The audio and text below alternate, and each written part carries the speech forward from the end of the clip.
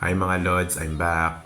Ang anak ko nga pala, ayan, nagayang bumili ng hotdog. Actually, nagaya yan dito sa mall para maglaro sa isang amusement park.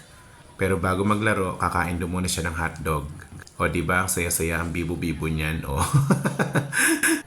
hotdog lang kaligayahan yan pag napupunta kami sa mall.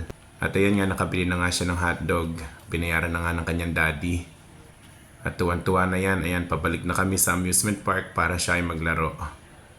Ang hilig din talagang kumain yan, parang ako. Magana rin kakain yan. Tingnan nyo guys. Mabilis lang na mauubos yan. Kakagat pa nga ako ng konti dyan. O diba, para ma-exposure din ako sa video. At nakabalik na nga kami dito sa palaruan. At mauubos na rin niya ang kanyang hotdog. At ayun nga, hindi na nga niya pinatagal, ubos na. So ayan ang aking anak, di ba, napakagana. So ayan, bye-bye daw. Alam niya kasi nagbablog ako. So yun lang mga Lods, thank you for watching, bye-bye.